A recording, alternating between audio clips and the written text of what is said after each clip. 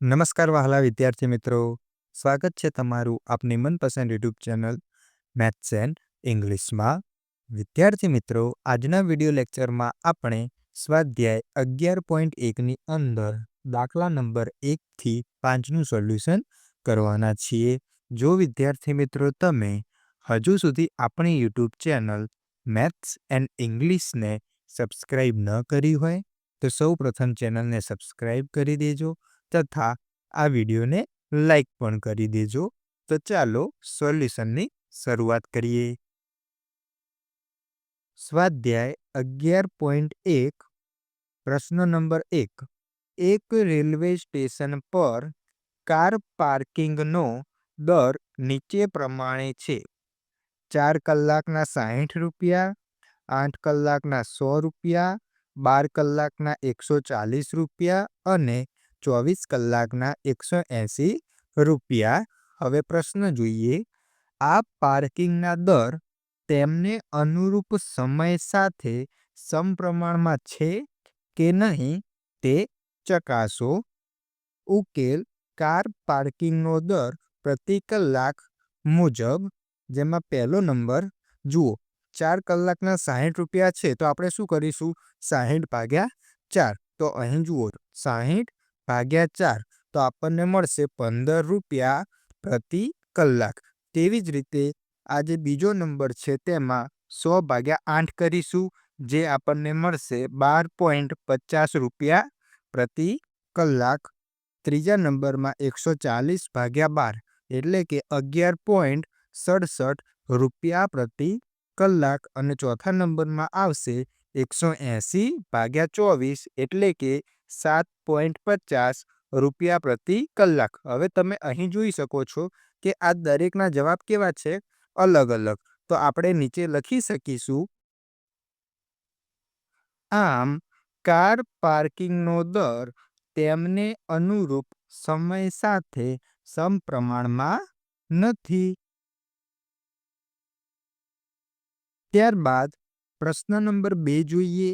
એક રંગના મૂળ મિશ્રણના 8 ભાગમાં એક ભાગ લાલ રંગ મેળવીને મિશ્રણ તૈયાર કરેલ છે. નીચેના કોષ્ટકમાં મૂળ મિશ્રણનો ભાગ શોધો. તમે અહીં કોષ્ટક જોઈ શકો છો, જેમાં લાલ રંગના ભાગ આપ્યા છે અને મૂળ મિશ્રણના ભાગ આપેલા છે. જેમાંથી જો એક ભાગ લાલ રંગનો હશે તો 8 ભાગ મૂળ મિશ્રણ થશે. એવી રીતે જો 4 ભાગ લાલ રંગના હશે તો મૂળ મિશ્રણ કેટલા ભાગનો તે અહીં લખીશું. પછી 7 પ્રમાણે અહીં, 12 પ્રમાણે અહીં અને 20 પ્રમાણે અહીં ભાગ લખવાનો છે. તો ઉકેલ જોઈએ. સૌથી પહેલા 4 માટે જોઈએ તો આપણને ખબર છે જો એક ભાગ લાલ રંગનો હોય તો 8 ભાગ કોનો હશે? મૂળ મિશ્રણનો. તો આ સમપ્રમાણતાનો નિયમ પ્રમાણે આપણે કહી શકીએ 1 ભાગે 8 ભાગ તો 4 ભાગે કેટલા? હવે 4 ગુણ્યા 8 કરીશું તો આપણને મળશે 32. તો આટલે કેટલો જવાબ આવશે? 32. તો અહીં આપણે લખી દઈશું. ત્યારબાદ બીજો નંબર છે 1 ભાગે 8 છે તો 7 ભાગે કેટલા? તો 7 ગુણ્યા 8 જે આપણને મળશે 56. તો અહીં આપણે લખી દઈશું 56. ત્યારબાદ ત્રીજો નંબર 1 ભાગે 8 ભાગ તો 12 કેટલા? તો 12 ગુણ્યા 8 એટલે કે 96. તો આટલે આવશે 96.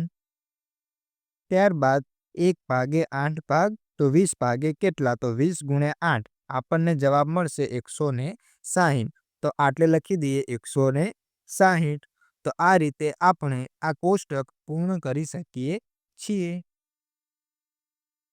હવે આગળ જોઈએ પ્રશ્ન નંબર 3.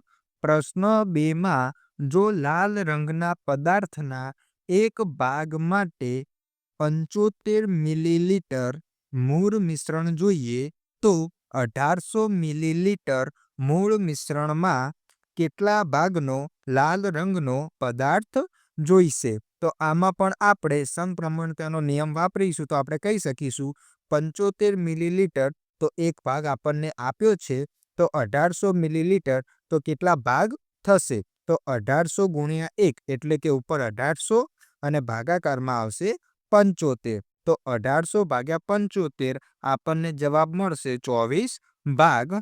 આમ મૂળ મિશ્રણમાં 24 ભાગનો લાલ રંગનો પદાર્થ જોઈશે. ત્યારબાદ પ્રશ્ન નંબર 4, ઠંડા પીણા બનાવતી એક ફેક્ટરીમાં એક યંત્ર 6 કલાકમાં 840 બોટલ ભરે છે.